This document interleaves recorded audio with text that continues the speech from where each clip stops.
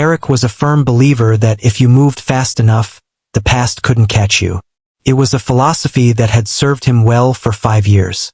It had seen him through a midnight move from a luxury penthouse in the city to a drafty, charm-filled, falling apart cottage in the suburbs.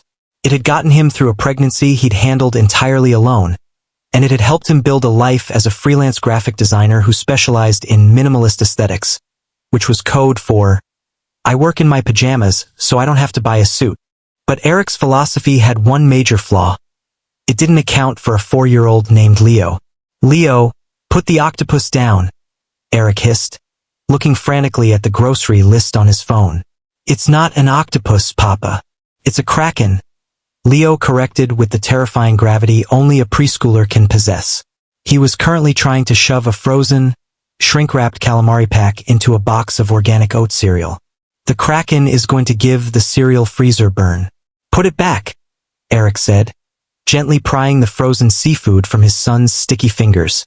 Erik was an Omega, and while the world liked to paint his kind as delicate flowers who spent their days nesting and pining for a mate, Erik was more like a caffeinated raccoon.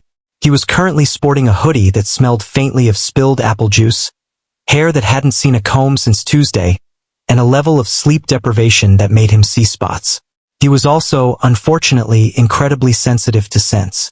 It started as a tingle at the base of his neck. A sudden, sharp spike of cedarwood, cold mountain air, and expensive leather. Erik froze. His heart didn't just skip a beat. It did a full Olympic floor routine and then crashed into his ribs. No. There were a million alphas in the world who smelled like wood. It was a classic. Cliché even. It didn't mean him. Couldn't be Joseph Lumberg. Joseph was a titan of industry. Joseph spent his time in boardrooms, or on private jets, or presumably wrestling bears in the Siberian wilderness given his general temperament. He didn't shop at Whole Foods at 4:30 p.m. on a rainy Thursday in a suburb 2 hours away from his headquarters. Papa? You're making the face, Leo said, peering up at him. What face? The face you make when the toaster smokes, Leo said. Erik forced a smile that felt like it was cracking his skin. I'm fine, Peanut. We just need to go. Now, forget the milk. We'll drink water. We'll hydrate like athletes. He grabbed the handle of the shopping cart and pulled a sharp U-turn, nearly clipping an elderly woman looking at Kale. He headed for the checkout, his internal compass screaming danger. Alpha, run. He was 10 feet from freedom when Leo, who had the situational awareness of a heat-seeking missile, suddenly gasped. Papa! Look! Erik didn't look. He pushed harder. Not now, Leo. But he has the lion. Erik paused. The lion? He looked down. Leo's favorite stuffed animal, a moth-eaten, one-eyed lion named Barnaby, was missing from the cart. He looked back. Standing in the middle of aisle 4, holding a tiny, disgusting plush lion between 2 fingers like it was a piece of forensic evidence, was a man who looked like he had been carved out of granite and then dressed in a $3,000 suit. Joseph Lumberg. He was taller than Erik remembered. Broader, too. His hair was still dark, though there were hints of silver at the temples that hadn't been there 5 years ago. His scent, that overwhelming, intoxicating mix of forest and power, was currently filling the entire produce section, making the Omegas in a 3-aisle radius subconsciously stand a little straighter. And Leo was already out of the cart. Leo! No! Erik yelped, but it was too late. Leo, a child who usually took 20 minutes to put on his shoes, moved with the speed of light. He skidded across the linoleum and tackled Joseph Lumberg's leg. You found Barnaby! Leo shouted, hugging the alpha's thigh. Thank you, big man. The entire grocery store seemed to go silent. Joseph Lumberg looked down at his leg. He looked at the small, blonde human attached to it. Then he looked up. His eyes met Erik's. For a moment the world stopped. The sound of the checkout scanners, the hum of the refrigerators, the muffled pop music. It all faded. It was just Erik, standing there in his juice-stained hoodie, and Joseph, looking like a god who had accidentally wandered into a mortal's pantry. Joseph's eyes widened. His nostrils flared. his alpha instincts clearly picking up the scent he hadn't smelled in half a decade. Erik. Joseph's voice was a low, gravelly rumble that vibrated right in Erik's marrow. Erik did the only logical thing. He grabbed a bag of pre-washed spinach, threw it into the cart and said, "I don't know you. Leo, let's go. We're being kidnapped by a stranger." "But he's not a stranger," Leo chirped, looking up at Joseph with wide, trusting eyes. "He smells like the good dreams, Papa. And he's got my lion." Joseph's gaze dropped to Leo, then back to Erik. His expression shifted from shock to a terrifying, calculating intensity. He looked at Leo's hair, the same golden blonde as Erik's. Then he looked at Leo's eyes, the exact, piercing slate blue of his own. The math happened in Joseph's head. Erik could practically see the gears turning, the realization hitting Joseph like a freight train. "Erik," Joseph said, his voice dropping an octave, becoming the alpha command tone that usually made people tremble. "Why does this child have my eyes?" Erik felt a bead of sweat roll down his back. "It's a common mutation? Recessive traits?" "I don't know, Joseph. I'm a graphic designer, not a geneticist." Erik lunged forward, scooped Leo up under one arm like a football, grabbed Barnaby the lion with the other, and began a power walk toward the exit that would have qualified him for the Olympics. "Wait," Joseph called out. "I have a restraining order." Erik lied loudly over his shoulder. "In my heart, it's an emotional restraining order." "Erik, stop." But Erik didn't stop. He burst through the automatic doors into the pouring rain, strapped a confused and protesting Leo into his car seat in record time, and peeled out of the parking lot just as Joseph Lumberg stepped onto the curb, looking entirely too handsome for a man who had just been tackled by a toddler. Erik spent the next 3 hours pacing his living room. "He saw us. He saw us. He saw us," he muttered, clutching a glass of wine that was perhaps a bit too full for a Thursday. "Papa, why are we hiding?" Leo asked from the floor where he was building a Lego tower. "Is the big man a monster?" "No," Erik said, stopping his pacing. "He's worse. He's a CEO, Leo. They're very persistent." "He had a nice watch," Leo noted. "It was shiny. Can I have a shiny watch?" "No. We are a matte finish family. We value humility and not being noticed by billionaire alphas." Erik sat on the sofa and buried his face in his hands. 5 years ago, Erik had been Joseph's personal assistant. It was a classic trope, one Erik had thought he was too smart to fall for. But Joseph Lumberg wasn't just a boss. He was attentive. He was protective. He had a way of looking at Erik that made Erik feel like the only person in the world. They'd had a whirlwind 6-month affair. It was intense, passionate, and, to Erik, terrifying. When Erik found out he was pregnant, panic had set in. Joseph was a man of legacy, of bloodlines, of control. Erik had overheard a phone call where Joseph's father talked about finding a suitable Luna match for Joseph, someone from a high-ranking alpha family. Erik hadn't wanted to be the Omega mistake that ruined Joseph's trajectory. He hadn't wanted his child to be a complication in a corporate merger. So, he did what any self-respecting, terrified 23-year-old would do. He left a resignation letter on the desk and vanished. And it had worked. For 5 years. Until the great cheese meltdown of aisle 4. A knock sounded at the door. Erik froze. Leo looked up. "Is it the big man?" "Stay here," Erik whispered. He crept to the door and looked through the peephole. It wasn't Joseph. It was a courier in a crisp uniform holding a massive gift basket. Erik opened the door a crack. "I didn't order anything." "Delivery for Erik Thorne," the courier said. "From a Mr. Lumberg." Erik took the basket. It was heavy. He brought it inside and set it on the table. It was filled with high-end organic cheese, the kind Leo had tried to steal.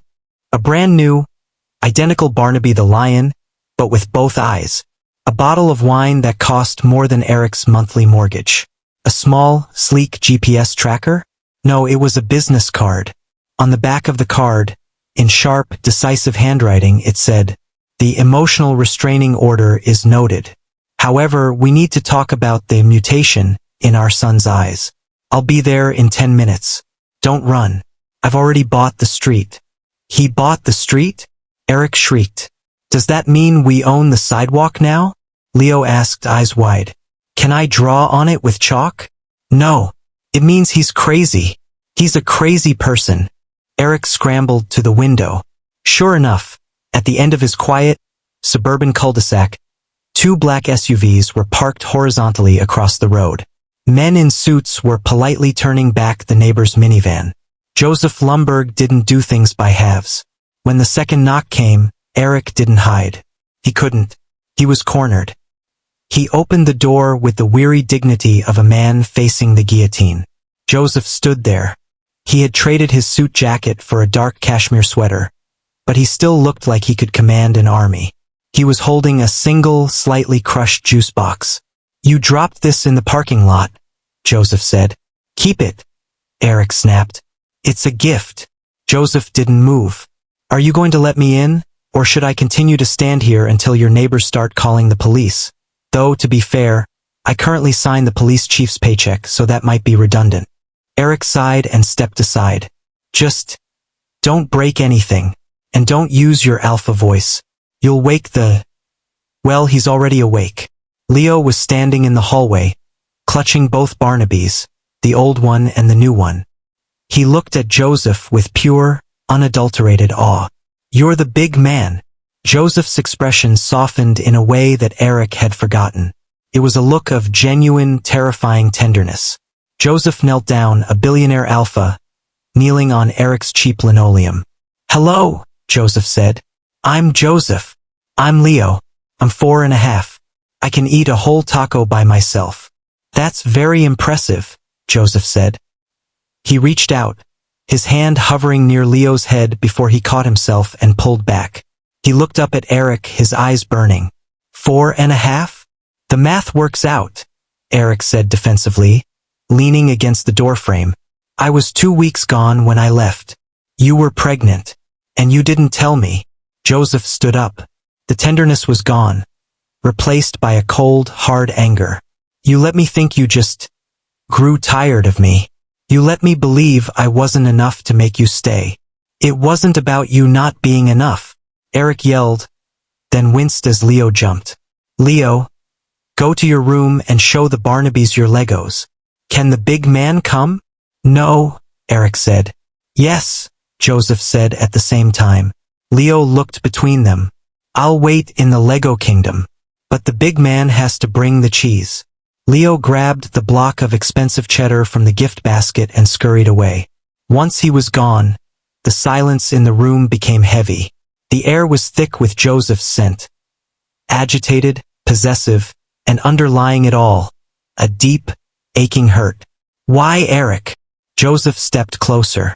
Erik backed up until he hit the kitchen counter. Joseph didn't stop until he was inches away, his heat radiating off him. I searched for you. For months. I hired investigators. You vanished. I'm a graphic designer, Joseph. We're good at layers and masks, Erik said, his voice trembling despite his best efforts. And I heard your father. I knew what your family wanted for you. A suitable Omega. Not the assistant who grew up in a trailer park. Joseph growled. A low, primal sound that made Erik's knees go weak. My father is a fossil. I haven't spoken to him in 3 years. And you were never the assistant. You were mine. My mate. We weren't bonded, Erik whispered. We were in everything but the mark. Joseph slammed a hand onto the counter next to Erik's hip. I would have given you everything. I will give you everything. I don't want everything. I have a life here. I have a kid who likes tacos and a car that mostly starts. I don't need a billionaire to come in and alpha everything up. Joseph leaned in, his nose brushing Erik's temple. He took a deep, shuddering breath of Erik's scent. You smell like him, like lemon and sunshine, and apple juice. It's a very high-end fragrance, Erik choked out. I'm not leaving, Erik. Joseph's voice was a promise. I missed 5 years. I won't miss another day. You can either let me in voluntarily, or I will buy the house next door, the house across the street, and the grocery store where you buy your octopus, until you have no choice but to see me. Erik blinked. You wouldn't. I've already put an offer on the house across the street. The closing is tomorrow at 10 a.m. Erik stared at him. You're insane. I'm an alpha who just found his family, Joseph corrected, a smirk finally tugging at his lips. We're notoriously difficult to get rid of. Erik woke to the sound of heavy machinery. Not the gentle, suburban sounds of a lawnmower or a neighbor's leaf blower. This was the deep, industrial thrum of something that could probably excavate a small mountain. He stumbled to the window, still wearing the pizza-stained t-shirt he'd passed out in, and looked across the street. Where the cozy, slightly neglected ranch house had been yesterday, there was now a construction zone. A literal crane was lifting what appeared to be a small, prefabricated tower over the fence. Men in hard hats swarmed the property like caffeinated ants. And standing in the middle of it all, holding a clipboard and barking orders that Erik could feel in his teeth, was Joseph. He was wearing a suit. At 7 a.m., while directing what looked like the assembly of a medieval fortress. Papa! Leo padded into the room, clutching Barnaby the lion, the new one, with both eyes, which Leo had named Barnaby II, but secretly preferred. Is the big man building a castle? It appears so, Erik said, his voice flat with horror. He's building a castle. Can I live in it? No. We live in our house. The house of normal people who don't buy streets. But the big man said I could have a slushy machine. Leo's eyes were wide and hopeful. He said it makes blue slushies. Erik pinched the bridge of his nose. When did he say that? Yesterday, when I snuck over while you were showering. Erik spun around. You what? Leo shrugged, a gesture he'd clearly learned from his father. I used the doggy door. It was a mission. We don't have a dog. Then why do we have a doggy door? It was here when we moved in. And you're not a dog. I could be a dog, Leo said thoughtfully. I like belly rubs. Erik was going to have an aneurysm. He could feel it. His doctor had warned him about stress. She hadn't specifically said, billionaire ex-mate moving across the street and building a slushy fortress. But this definitely fell under other. By noon, the castle was revealed to be a play structure. But calling it a play structure was like calling the Sistine Chapel some ceiling art. It had turrets. It had a drawbridge. It had a slide that was corkscrew-shaped. And attached to the side, gleaming in the sun like a beacon of sugary doom, was a commercial-grade slushy machine with no fewer than 8 flavor options. Leo stood at the window, vibrating with excitement. Papa, Papa, Papa, can I go? Please? I'll do chores. You don't do chores. You're 4. I could learn. I could dust. You tried to dust yesterday and you ate the feather duster. It tasted like chicken. Another knock at the door. Erik didn't need to look to know who it was. He could smell him, cedar and leather and victory. He opened the door. Joseph stood there, holding a tray with 3 slushies. He changed into a dark sweater that made him look slightly less like a corporate raider and slightly more like a particularly handsome Bond villain. I come bearing peace offerings, Joseph said. Blue for Leo, red for you, green for me, because I'm feeling festive. I don't want. Leo appeared from behind Erik's legs like a ninja. Blue. He snatched the cup and began slurping with the intensity of a man discovering water in the desert. Erik sighed and took the red slushie. It was, against his will, delicious. You can't just buy a childhood, Joseph. I'm not buying a childhood. I'm buying proximity. There's a difference. Joseph sipped his green slushie, his eyes never leaving Erik's face. Also, the slushie machine was Leo's idea. He drew me a diagram. It involved a rocket ship and what I believe was a duck. You talked to him about rockets? He asked what I did for work. I said I built things. He asked if I could build a rocket. I said no, but I could build a slushy machine.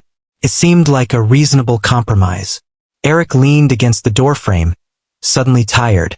This isn't a compromise, Joseph. This is a siege. Then surrender, Joseph said softly. It would be easier for everyone. Especially you. You look like you haven't slept in days. I have a 4-year-old and a neighbor who bought a street. Sleep is a luxury.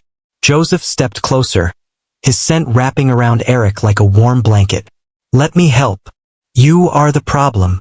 I'm also the solution. I have a very comfortable king-sized bed, soundproofed walls, a nanny on retainer. Erik's traitorous body responded to the words, soundproofed walls, with an enthusiasm that was deeply unhelpful. He pushed past Joseph onto the porch, needing space. Stop. Just stop. You can't waltz back in and alpha your way into our lives. I'm not waltzing. I'm strategically positioning myself for a long-term campaign. Joseph followed him out, closing the door behind them. And I'm not trying to alpha my way in. I'm trying to, what do you call it? Co-parent. Like a normal, non-billionaire, non-siege-waging person. You're doing a terrible job. I'm new at this. Give me notes. Erik opened his mouth to retort when a voice called out from next door. Erik?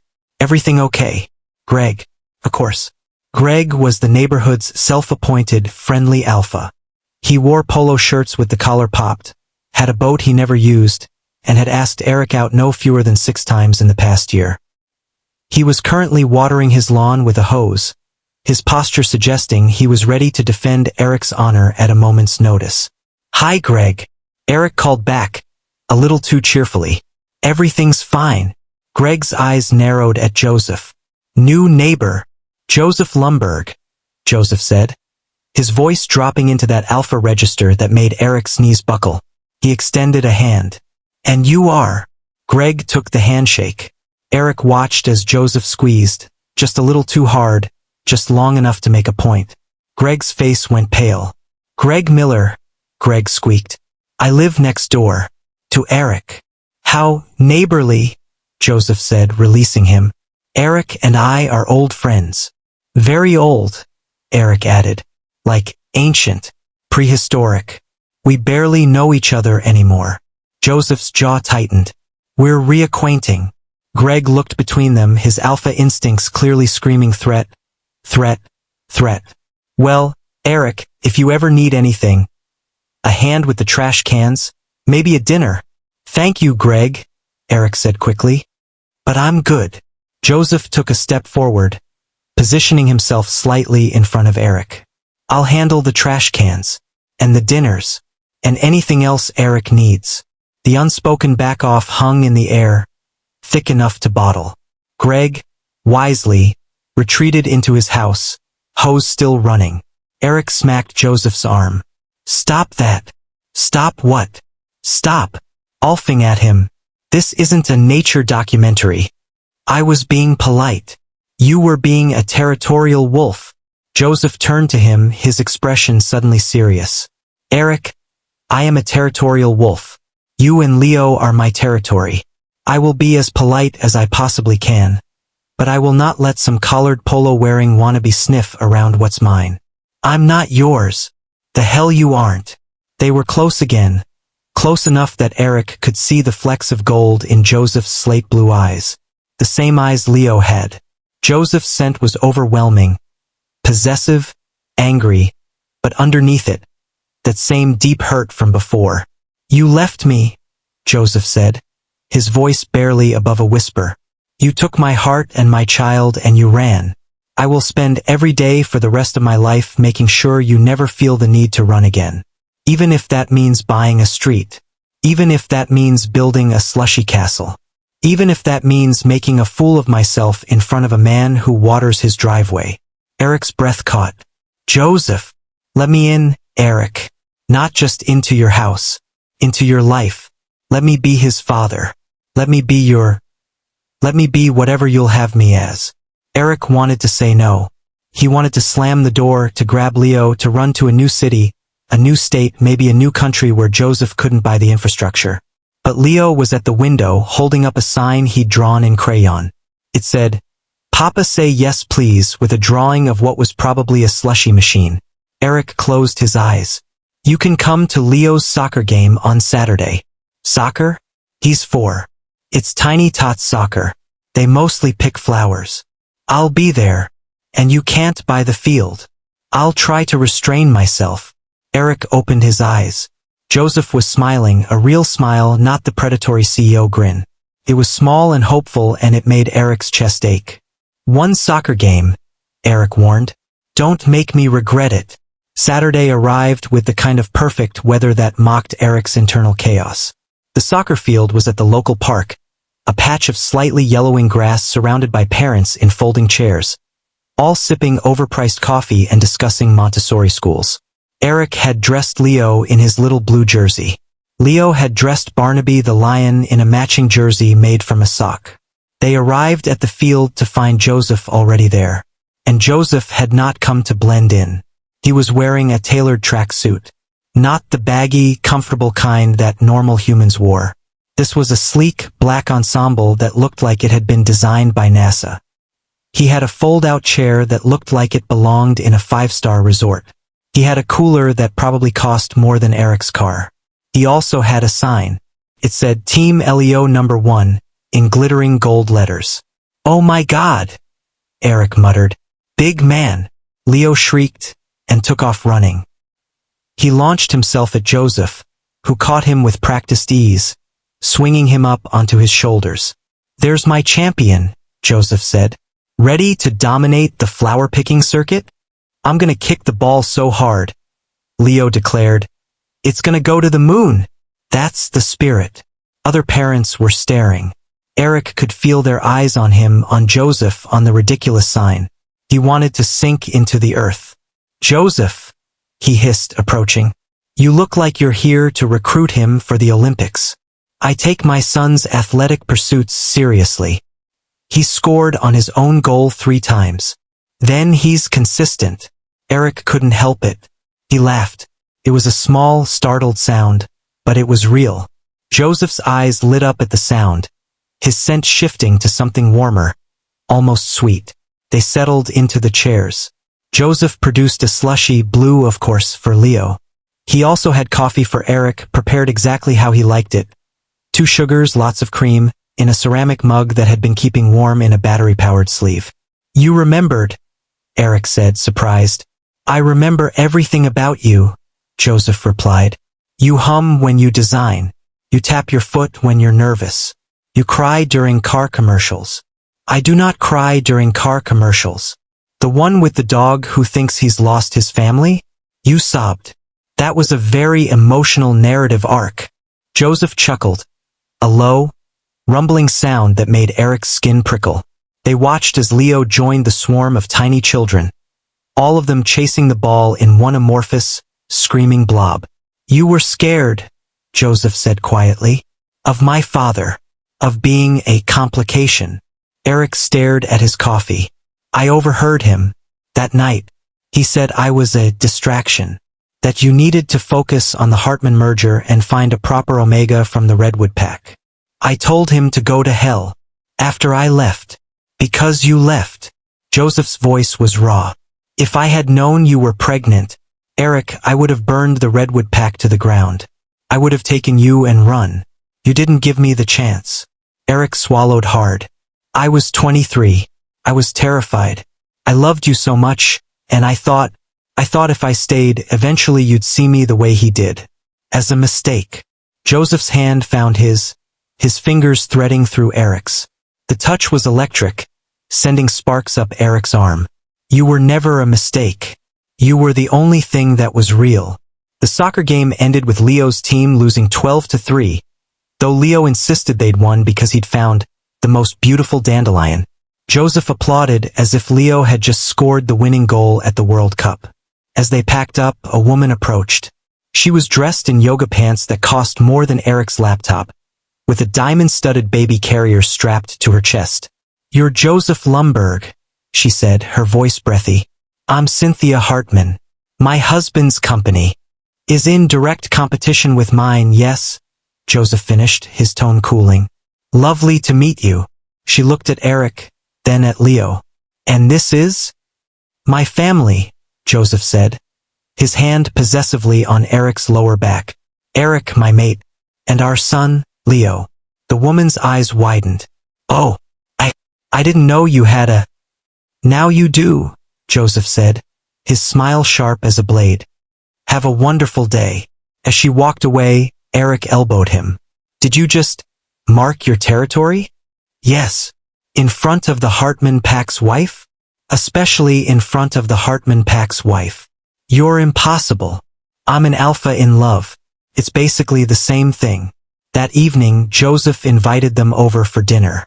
Erik tried to refuse, but Leo was already across the street, hammering on the door with the intensity of a tiny, slushy-deprived battering ram. The inside of Joseph's house was sterile. It was beautiful, all clean lines and expensive art, but it looked like a showroom, not a home. Not like Erik's cluttered cottage with Legos on the floor and crayon drawings on the fridge. I know, Joseph said, watching Erik look around. It needs life. It needs a grenade, Erik said. I was thinking more along the lines of your design expertise. You always had a gift for making spaces feel like, well, like you. Erik's chest tightened. Joseph, just consider it. For Leo, he needs a proper room here. Leo was already exploring, his voice echoing from somewhere upstairs. Papa, there's a bathroom with a TV in it. That's obscene, Erik muttered. That's en-suite entertainment. Dinner was somehow both extravagant and simple. Joseph had ordered from a Michelin-starred restaurant, but he'd also made a side dish himself, macaroni and cheese that was clearly from a box, but that he'd tried to elevate with truffle oil. It's terrible, Erik said, tasting it. I know, Joseph sighed. I watched 6 YouTube videos. I still don't understand what al dente means. It's okay, big man, Leo said, shoveling it in. I like it. You're a terrible liar, but I appreciate it, Joseph said, ruffling Leo's hair. After dinner, Leo fell asleep on the couch, clutching both Barnabys. Joseph carried him gently to the guest bedroom, Leo's room, he'd called it, tucking him in with a tenderness that made Erik's throat tight. They stood in the doorway watching him sleep. I used to dream about this, Joseph said softly, standing in a doorway watching him sleep, trying to imagine what he'd look like, whether he'd have your smile. Erik leaned against the doorframe, suddenly exhausted. He has your stubbornness, and your ability to make me feel like I'm falling off a cliff. They were quiet for a long moment. The only sound was Leo's soft breathing. Stay, Joseph said. It wasn't a command. It was a question, rough and vulnerable. Just for tonight. There's a guest room. Or, not the guest room. If you want. Erik's heart hammered. He wanted to. God, he wanted to. But the fear was still there. A cold knot in his stomach. I can't, he whispered. Not yet. Joseph nodded, his jaw tight. I understand. But, Erik took a deep breath. But I'll come back tomorrow. For dinner. And I'll bring my design portfolio. For Leo's room. The smile that spread across Joseph's face was worth every bit of Erik's terror. It was like watching the sun come out after 5 years of rain. The next 2 weeks passed in a blur of domestic chaos. Joseph became a fixture in their lives with the inevitability of a sunrise. He was there for breakfast, somehow having mastered pancakes that were at least recognizable as food. He was there for school pickup, his SUV a black beacon in a sea of minivans. He was there for bedtime stories, which he read in voices that made Erik hide in the kitchen to laugh. Erik's defenses were crumbling. It was hard to maintain righteous anger when the object of your fury was currently helping your son build a Lego tower while wearing a tiara that Leo had insisted upon. But the real crack in the dam came on a Tuesday. Leo woke up hot and fussy. His temperature was 101, and he was clutching his ear, crying in a way that made Erik's Omega instincts scream. He was on the phone with the pediatrician when Joseph appeared in the doorway, still in his suit from a morning meeting. What's wrong? Joseph's voice was sharp, all business. Ear infection, Erik said, trying to keep his own voice steady. The doctor can see him at 3. Joseph was already dialing his phone. Not good enough. Into the receiver, he said. Get Dr. Chun to the house. Now, pediatric ENT. He hung up before Erik could protest. You can't just. I just did. Within 40 minutes, Dr. Chun, a small, efficient woman who treated Joseph with the casual familiarity of someone who'd known him for years, was in Erik's living room, examining Leo. She confirmed the ear infection, prescribed antibiotics, and was back in her car before Erik could even offer her coffee. Leo fell asleep on Joseph's chest, his small body rising and falling with Joseph's steady breathing. Joseph rocked him gently, his large hand cradling Leo's head, and looked at Erik with eyes that were wide and terrified. He's so small, Joseph whispered. What if something really bad happens? What if I can't fix it? And just like that, Erik saw it. The man beneath the billionaire. The alpha who could command armies but was helpless against a child's fever. The fear in Joseph's scent wasn't for show. It was raw, real, and all-consuming. Erik sat next to him on the couch, their shoulders touching. You can't fix everything, but you're here. That's enough. Joseph turned his head, their faces inches apart. Is it? Erik's answer was lost when Leo stirred, crying softly. Without thinking, Erik reached out, placing his hand over Joseph's on Leo's back. Their fingers intertwined over their son's small body, a perfect, heartbreaking circle. That night, Erik didn't go home. He slept in Leo's room in the rocking chair. Joseph slept on the floor beside him, his head resting against Erik's leg. It wasn't romantic. It was primal. It was pack. It was family. The next morning, Erik woke to find Joseph making coffee, looking disheveled and exhausted. He'd kicked off his shoes sometime in the night. His shirt was wrinkled. He looked human. Stay for breakfast, Joseph said, not looking up. Leo will want you. I should. Stay. It wasn't a command. It was a plea. Erik stayed. The idyll couldn't last. Erik knew that. You didn't escape Joseph Lumberg's father by moving 2 hours away and living in a cottage with questionable plumbing. Reginald Lumberg arrived on a Wednesday. He came in a limousine that was longer than Erik's driveway. He was accompanied by 2 assistants and a lawyer who looked like he'd never smiled in his life.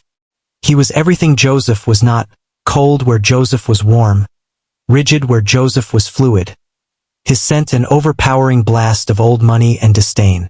Erik was in the yard with Leo, helping him draw a hopscotch grid with chalk, when the car pulled up.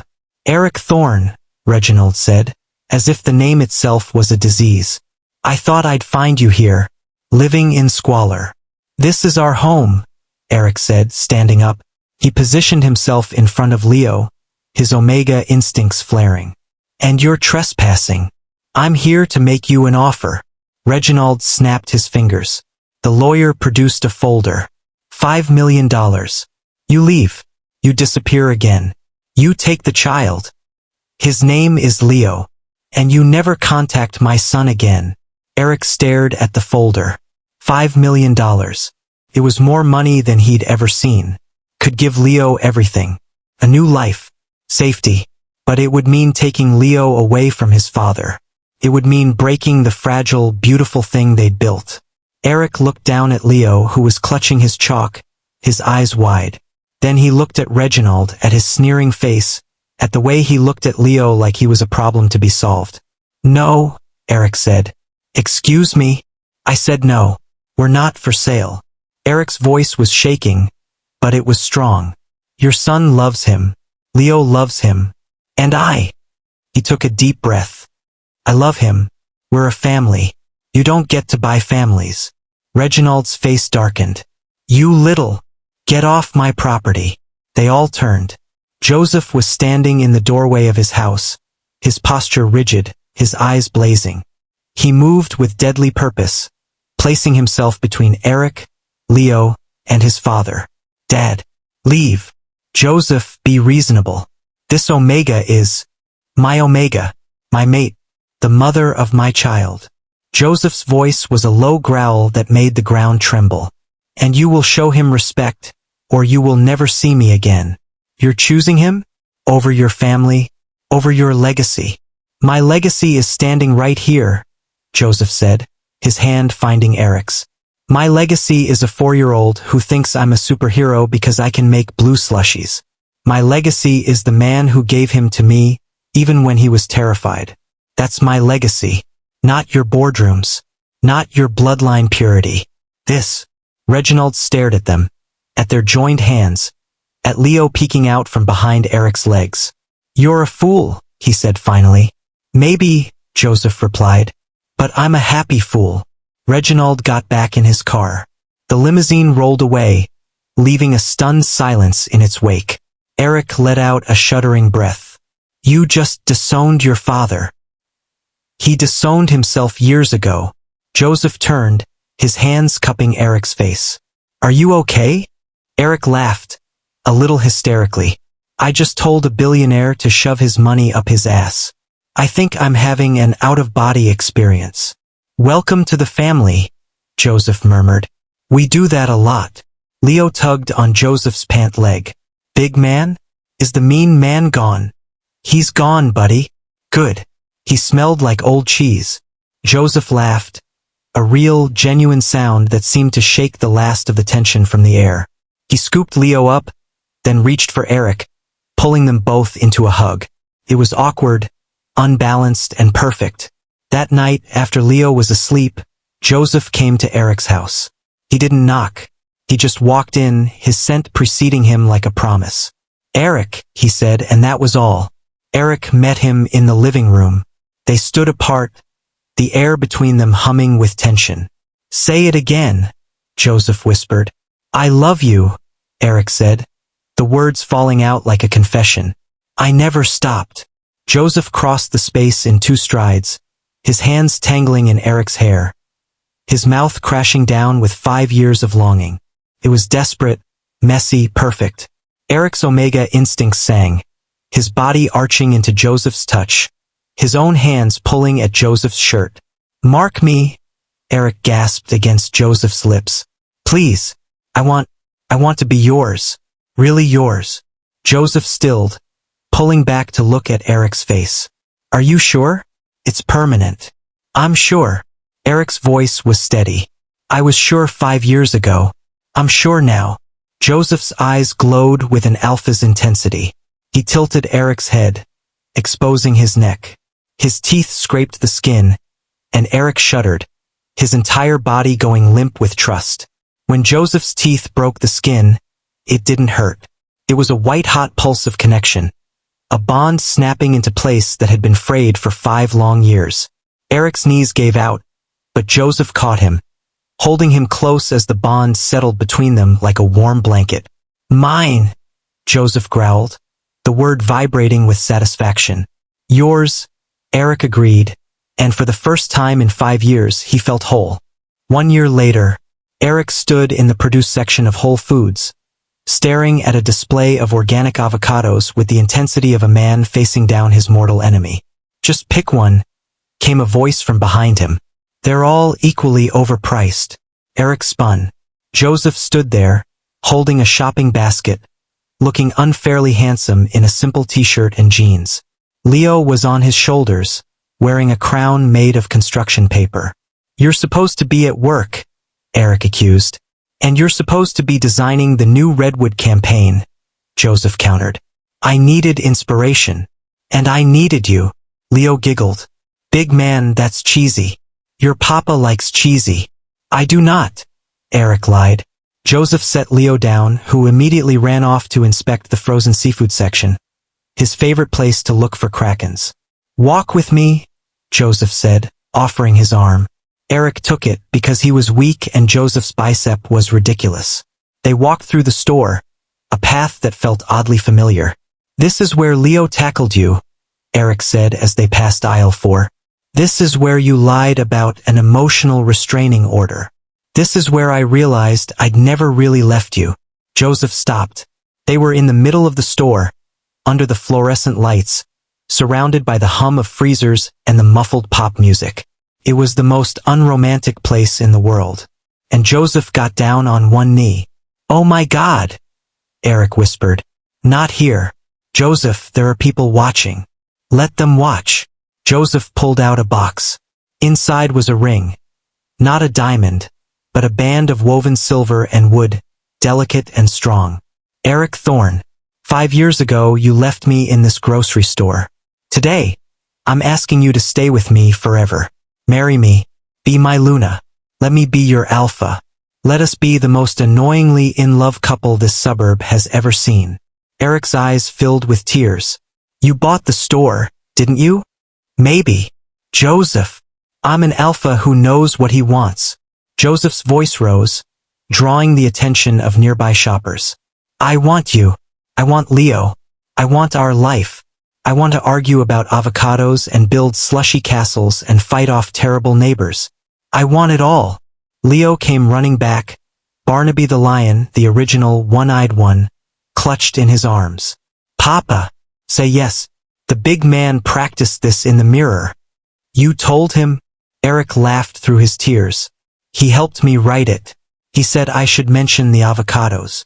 Erik looked at his son, at his ridiculous, wonderful, slushy-obsessed son.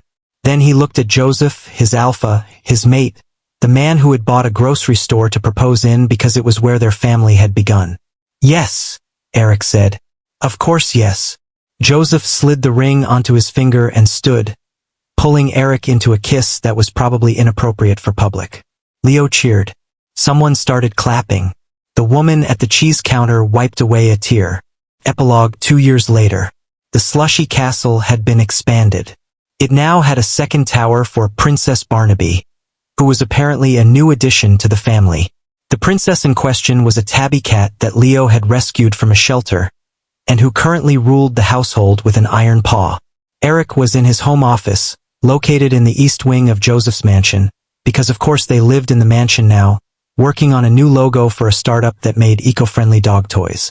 He was 8 months pregnant with their second child, a daughter this time, and his nesting instincts had him organizing his color swatches by emotional resonance.